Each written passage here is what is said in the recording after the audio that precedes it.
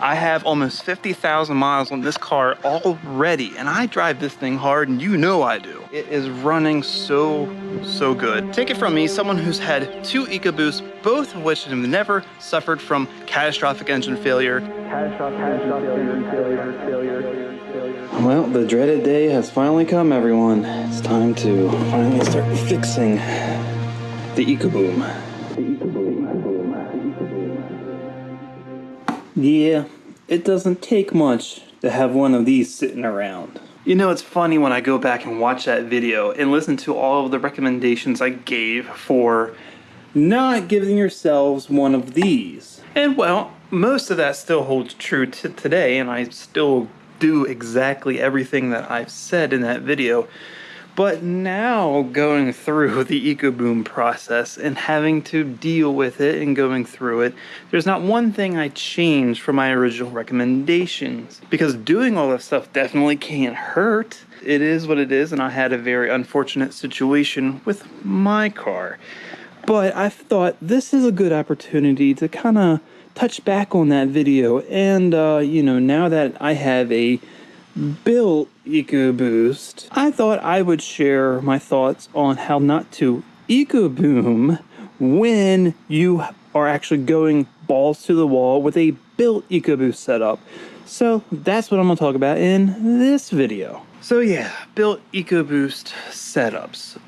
Well, the benefit to a built EcoBoost over something you're just not going to get with a Ford factory setup or a few things. First of all, right here is one of them. This is the head bolt on a stock engine. If I was ever to rebuild something with a 2.3, I would get rid of these head bolts real quick and go with studs, which I did, ARP studs for the new setup. These 2.3 blocks, you know, because they're the open deck design, they say, yeah, it's great for cooling, and this, you know, cools better than a 2.0 block, but I tell you what, there's only one thing I've noticed that this block did better in terms of cooling than the 2.0 block that's currently in the car now, and that is with oil temps. I noticed that the oil temps get a whole lot hotter in this engine, a whole lot quicker than it did with this block.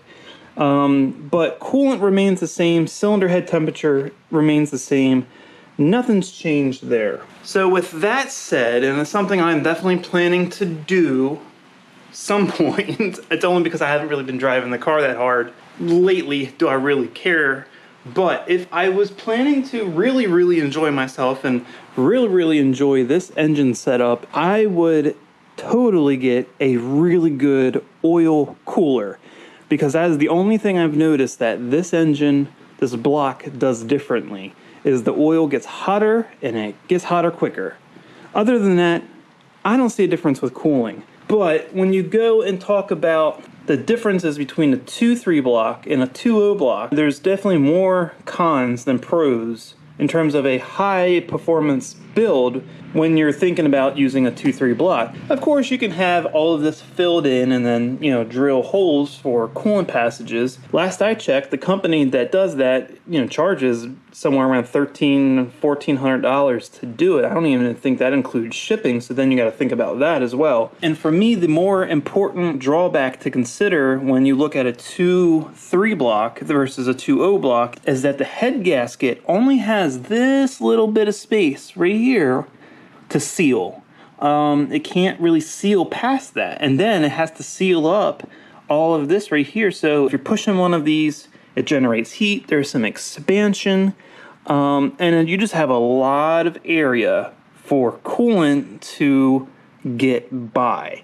It's just a drawback of this type of design in any engine, especially forced induction and when you're really hammering on these things. Of course, if you're going with a high horsepower build, I totally recommend 2.0 block. 2.0 block with a good gasket and head studs should be perfectly fine. But if you are planning to push a 2.3 block, I would not do it at all unless you have a, I think 2019, they may have started it, or 2020 and up, Gen 2 2.3 EcoBoost, meaning the Gen 2 connecting rods, and I'll show you why right now. So here is the connecting rod from cylinder 3 on my EcoBOOM. You know, the cylinder decided to say, hey, I'm feeling a little extra saucy today. So this is number 3.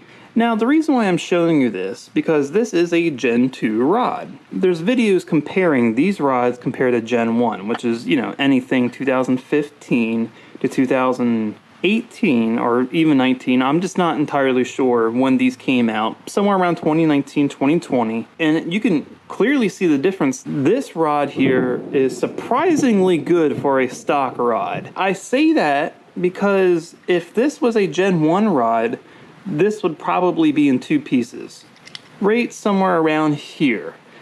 But because this is a Gen 2 rod, only thing it did was, can you see that? Yeah, it's a little crooked. You know, it's kind of looking like your wife's ex, you know, it's just a little off to the side there. That just shows you how strong these rods really are, because this rod went under some, you know, pretty stressful event that caused very, very bad damage in cylinder 3. And instead of breaking, it just bent. Anyone who knows anything about these EcoBoost engines, if you're going to have a problem with your rotating assembly, this is a much, much better problem to have than the rod snapping in half. Because when these rods snap in half, basically they turn into battering rams. And then they just slap around the inside of the bore, and basically on this side of the engine, it just blows out the whole side. It just beats the bore and beats its way all the way through the side of the block, and then you have a hole in the side of the block. That was really the first real EcoBOOM problem you would see when people started pushing these engines in their stock form. The rods would break in half, and then, you know, it would just beat a hole through the side of the block. You know, if the rod bends, chances are you can just replace that rod. Yeah, you still have to take the engine out. Yeah, you still have to take it apart. But you wouldn't have a hole in the side of your block, so it means you could reuse a lot of parts. To me, if you're a budget performance kind of guy like I am, Gen 2 rods, you know, these can probably hold a good amount of power. It's said that you can probably get away with 5 or so hundred wheel horsepower in these rods. And yeah, I think you could, as long as you didn't have any type of detonation events or pre-ignition events. I think these rods would probably hold a good amount of power. These are definitely the best factory rod you can have. So if you're going to push a 2.3 block, please have Gen 2 rods. Now, while we're on the subject of detonation and pre-ignition, here's the downside to pushing any factory EcoBoost. Even a Gen 2, because while a Gen 2 has stronger rods, they still have a super weak piston. Like this right here. Yeah, this piston just got annihilated. This is basically what caused most of the damage in my engine. If this piston didn't just completely shatter, it's broke completely in half. If this didn't do that, and if the rings didn't get bent up like they did and score my block, I could have reused everything here, but unfortunately this thing had other plans. And even though these are technically different than what you'd get in a Gen 2, because these are RS pistons, they're coated on the top, as you can see. These pistons have a slightly larger dish here in them, so it's a little less compression than your standard 2.3 piston, and these were supposed to be a little stronger. They are forged, but it doesn't take much, as you very well can see. I'm not saying that an aftermarket piston under extreme conditions, like an extreme detonation event or a pre-ignition event, would fare out any better. But here's the thing. In worst case scenario, if you encounter a pre-ignition event, a detonation event with an aftermarket piston, that piston is likely going to take a little bit more abuse. It's going to take more time for that pre-ignition, that detonation, to damage it, to burn a hole through it, than with a stock piston. I have to tell you, even though I still don't exactly know what caused this engine to take a crap, we're going to go ahead and say this was some sort of pre-ignition event, and it happened within seconds. It happened so fast, in fact, I couldn't even react. I could not pull my foot off the gas pedal quick enough to save it. It happened so quickly. It honestly took less than a second for pre-ignition to completely wipe out this piston. With an aftermarket piston, it probably will give you enough time to take your foot off the go pedal so you don't have one of these issues. At least not this bad. Whether you actually damage something or not is one thing, but at least you won't have this. So that's another thing when you're really pushing these EcoBoosts. In order not to have ecoBOOM, not only do I recommend a 2.0 block, I recommend Gen 2 rods or an aftermarket rod, either I-beam or H-beam, and obviously an aftermarket piston, because the piston is the weak link. On Gen 1 you have pistons and rods, on Gen 2 you have just the piston. Thankfully on all 4-cylinder EcoBoosts, well, at least the 2.3, the 2.3 crankshaft is strong as hell. It's like really one of the best parts on the whole damn platform is the 2.3 crank. So when it comes to the core mechanical side of not having an ecoBOOM with a built EcoBoost, that's what I recommend. Now with that, we get into some of the supplemental parts that you are definitely going to need to prevent future issues when pushing your EcoBoost. So let me get into that. So in my original video, I mentioned how important it was to make sure you have really good quality fuel. And by good quality, I don't necessarily mean top tier, but as long as the gas you're getting is fresh, it's not something that's been sitting in the tanks, it's not at a station that doesn't care about anything, and moisture is in the tanks that's mixing in the gas, so you have watered down gas. That's what I mean by quality. It doesn't necessarily have to mean top tier, but generally when you go to top tier stations, you're going to find better quality gas because their standards are held higher due to the top tier rating and all that good stuff. Having good quality fuel holds extremely true when you start pushing these cars. And in most cases, when you start pushing these cars, you pretty much go to E85 anyway. So you're not really dealing with, having to worry about finding quality gasoline. And like my vehicle, I have a whole separate tank back here with some really nice E85. That way I always have good gas, even if the fuel I put in the tank isn't quite right.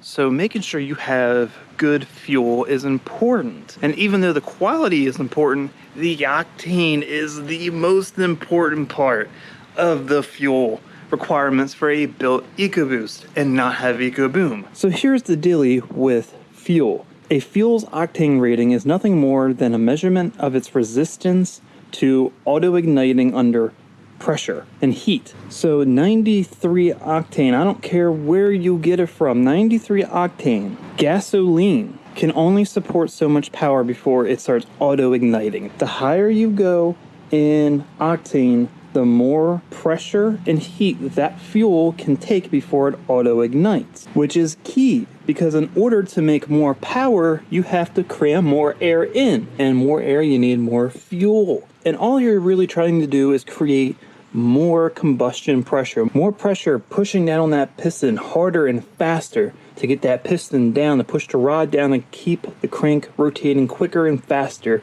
That is what your goal is, to create pressure inside the combustion chamber. The higher your pressure, the higher your heat. Therefore, your fuel has to be able to withstand those higher pressures in order to make more power. I think a lot of people might not quite understand why high octane is important. That is why.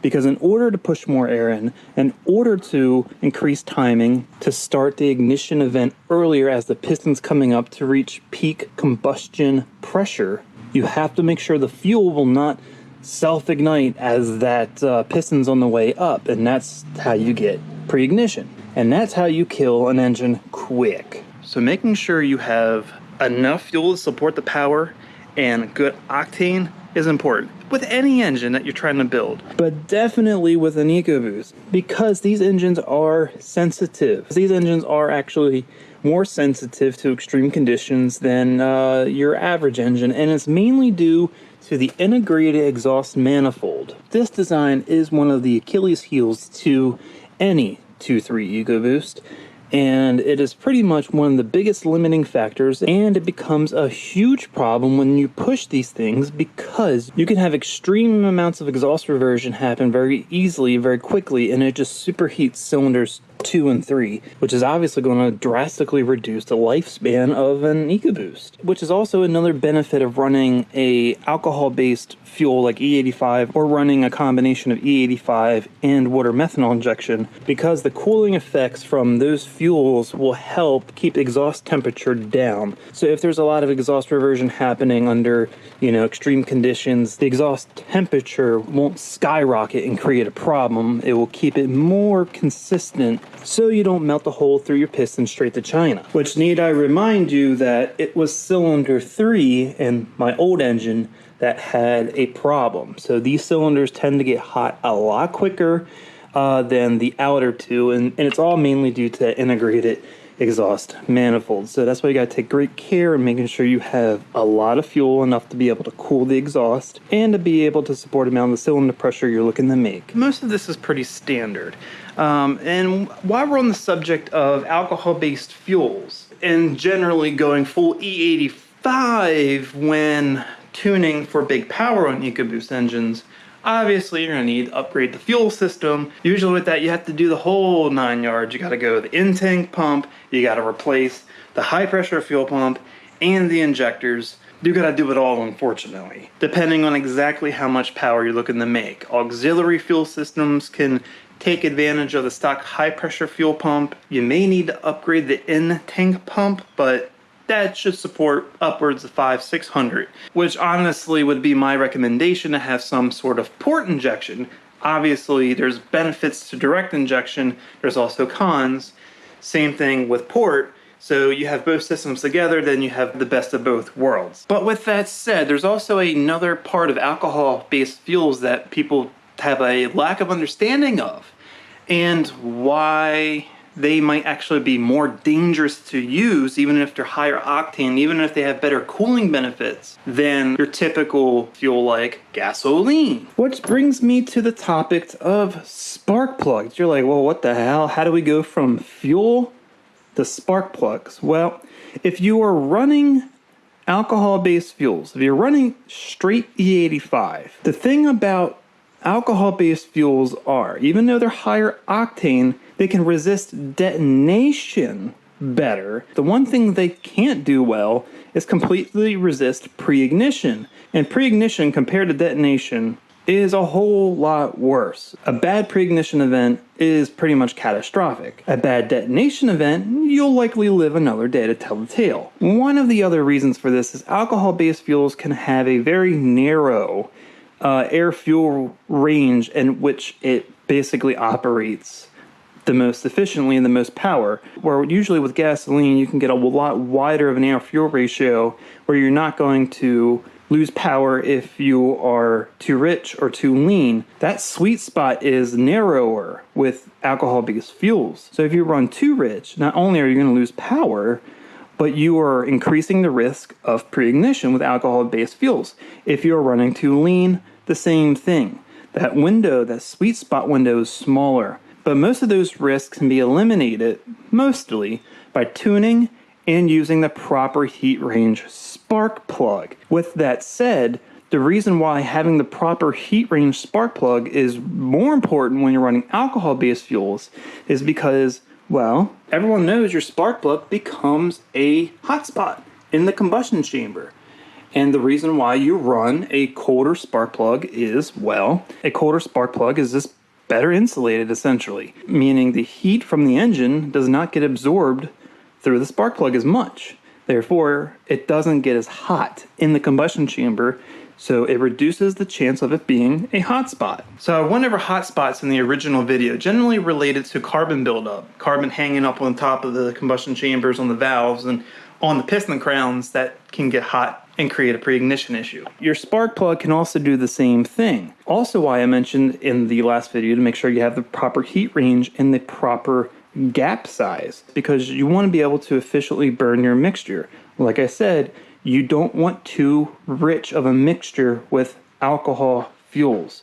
So if your spark plug's not igniting at all and you have leftover fuel in the combustion chamber, well, that can be a problem. You want the proper heat range spark plug because you don't want a spark plug that retains too much heat. This is where my opinion is going to differ greatly from most of the information out there from all the EcoBoost tuners and all the EcoBoost companies. I'm not saying I know more than them. I'm just saying I think there are benefits to running even colder spark plug than what the aftermarket generally recommends. So these plugs right here are the NKG ruthenium plugs. These are pretty good plugs. I think these are probably the best daily plug that I've personally tried on my car. And these have noticeably made a difference in how the car drives. I'll record it with my Draggy.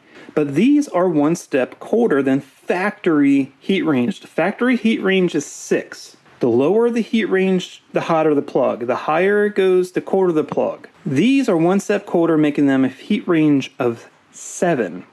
And typically, this is what 99% of all EcoBoost shops, all EcoBoost tuners recommend. And I would like to elaborate on that. Up to a certain amount of power, these are going to be perfectly fine.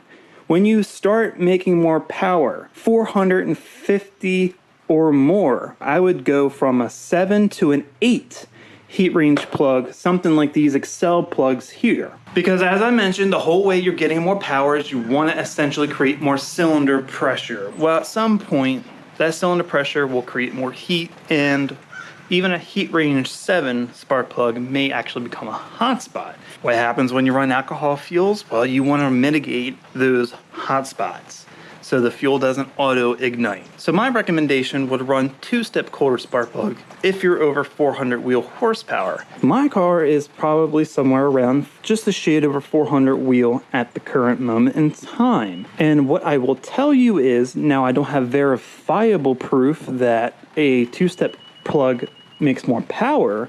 What I have noticed is I have less spark correction with 2-step colder plugs than I do with 1-step colder plug. So now you got the fuel situated, you got your spark situated. What about other things you need to kind of keep in mind to prevent ecoBOOM when you're pushing these engines, when you're making a lot more power than you could get from a stock setup? One of the biggest things you can do to help prevent ecoBOOM is running a proper high flow breather setup.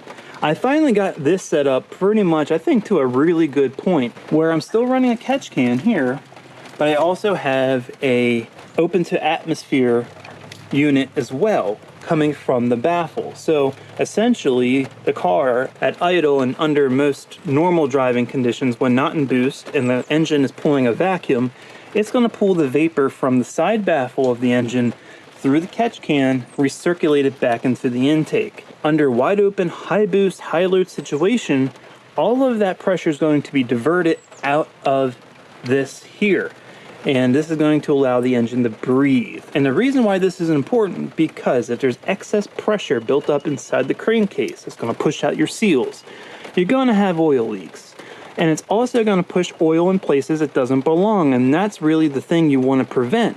Same thing with a catch can, you want to prevent oil vapor from making its way into the intake, because oil vapor, or oil itself, has a lower octane. It's going to lower your octane, and we're not trying to lower octane, we're trying to raise it. So making sure that your system can alleviate pressure properly and alleviate any contaminants related to blow-by gases, oil vapor from entering and messing up the octane of the system, all of that's going to help prevent ecoBOOM when you're built. Furthermore, I deleted the whole side over here. I don't think it's a good design. If you have the ability to delete the pressure line that goes from the back side of the valve cover here to the turbo inlet, do it. I would delete that because I think that's just problematic. You can run something like I did, a makeshift breather adapter going from the oil fill to a tank like this, or you can just reuse the outlet over here and run it to a tank over here somewhere. But I would delete the factory routing and not run anything into the inlet of the turbo. Because even I discovered that that line, even with a catch can, will still push oil into the turbo. Not good. But other than that, everything else you are going to do to keep your built EcoBoost happy is the same thing you would do for every other build. anything you're trying to make power, it's all the same, but the EcoBoost does have its faults, its quirks, that you kind of have to address specifically, which is pretty much everything I just mentioned in the video. Now, of course, when you're pushing engines, there's no guarantee that you won't have any problems. But generally, if you go through all of these steps, you greatly reduce your risk of problems, or you prolong the potential possibility of having problems. And generally, it's one of those things, it's not a if, it's just a matter of when. So in a nutshell, to keep a 2.3 EcoBoost happy when built is you really want a good foundation, 2.0 block, nice strong rods, nice strong pistons, oil cooler, good fuel, tuned just right, good spark, 2-step quarter plugs, and at that point, you should be pretty good. But I think that's probably going to wrap it up here for the video. Let me know what you think. Put your thoughts in the comments. Otherwise, I'm going to wrap it up here. And of course, if you liked the video, please give it a thumbs up. Share it with everyone you know. If you want to see more content like this and you haven't already, go ahead, subscribe to the channel. Keep a lookout for our next Karz Kreated video.